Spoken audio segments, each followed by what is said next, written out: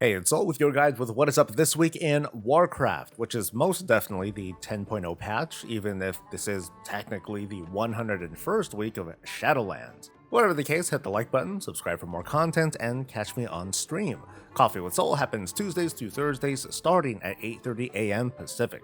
Realms are likely to be down for a while we're waiting for the patch, but when they do come up, expect 75% of your add-ons to be busted, because that's just how expansion patches go, and because there are huge changes to the UI. Here's the first of a few crash courses that you'll expect in this guide. To change the UI from the main menu, select Edit Mode, and here you are. Use the checkboxes to display more parts of the UI, click and drag the blue boxes to move stuff around, and display options for each part of the UI, from raid frames to action bars to the maps and buff bar and nameplates and more.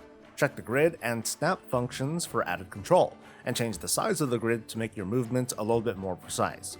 And then once you're done, hit save, give it a name, and you're done. You can create multiple layouts that will be saved across your account.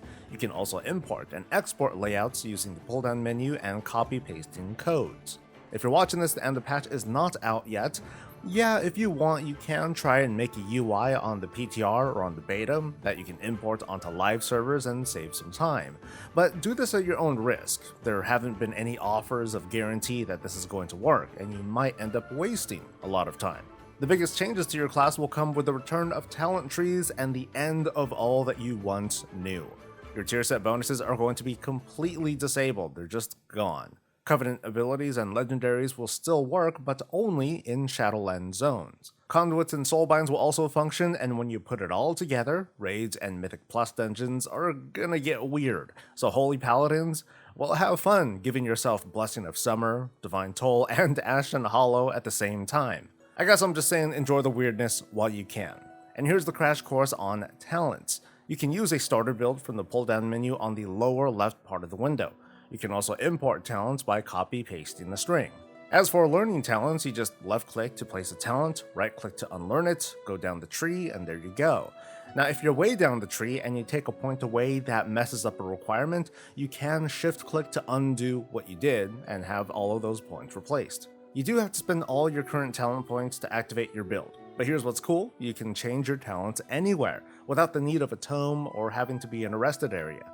One of my favorite options is the search bar down there, where you can search a keyword like an ability, and the search results will highlight on the tree itself, showing the relationship of the talent to an ability or the ability itself. Now let's talk up some quality of life changes. Res sickness is being nerfed to the ground, only lasting 1 minute, however it will cut your durability by 50%, so be sure to repair before you get back out in the field. When you log in, you might have earned some extra mount and pet collection achievements. If not, there are new collection achievements including to collect 500 mounts. Maybe you want to log in as a different race. With the patch, any race outside of the Dractyr can be a mage, a priest, or a rogue. The options menu got a total overhaul, with the biggest change being the search bar towards the top. With it, you can just search for an option or a hotkey that you want to change. For example, there was a big update to the interact command, which before was just used to talk to NPCs when there might be giant mounts standing on top of them. Now it'll also act as if you're clicking on an object like switches, quest objectives, even ore and herbs. That's herbs, by the way, with a capital E as it's, properly spelled. I have a feeling this is going to be a quick favorite for players who have had their moments trying to click on a hard to find thing that they know that they're on top of, but they just can't find that clickable area. Also search for action targeting to try out this other new addition. Action targeting makes it so that you can automatically target NPCs that your camera is facing.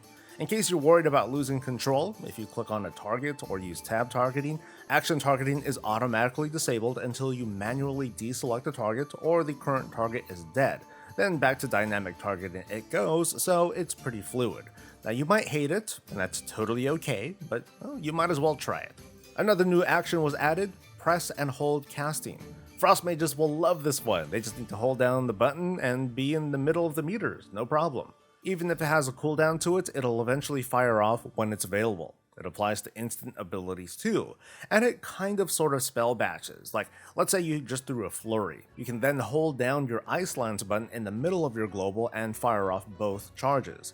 This doesn't work on macros, but how much you want to bet that you're going to start seeing people online more often because they're rubber banding their keyboard? So what you going to do, Blizz? You going to ban us for this hardware assistance too? Whatever the case, if you see a paladin laying down non-stop consecrations, well, guess what? That's a bot. Just, say hi to me. Unfortunately, this pre-patch is just the first, laying down all the system changes before the Drag 3 Evoker and the pre-patch activities make themselves available in 3 weeks. That's November 15th. So maybe you'll be back then. But if you want in now, here's what's going on this week. Hallow's End is still happening, giving you a chance to slap the Headless Horseman around for his mount. Warsong Scramble is the PvP brawl, and Solo Shuffle is being moved to rated PvP, where I actually don't know if Shadowlands legendaries or Covenant abilities will still work. Regardless, I expect Solo Shuffle to be a total bloodbath for people who are trying to see just how much rating they can get during this pre-patch period. Arena Skirmishes are also the PvP bonus event, so this ought to be good. The Fated Raid this week is everything. That means no more having to wait for a rotation if there are a few boss fights you have left to complete for Fated achievements, which means Sylvanas all day, every day. I'm just kidding, Guild. Don't tell anyone what's happening Tuesday, thanks. Over in Mythic Plus World, the affixes might be Tyrannical, Inspiring, and Quaking. Assuming legendaries, soulbinds, and covenant abilities work, these shouldn't be bad affixes at all, just be a bit careful of inspiring and let the slaughter begin.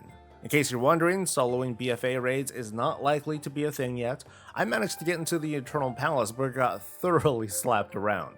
Between mechanics that aren't friendly to solo players and our current power levels, I don't expect them to be easily soloable until later in Dragonflight.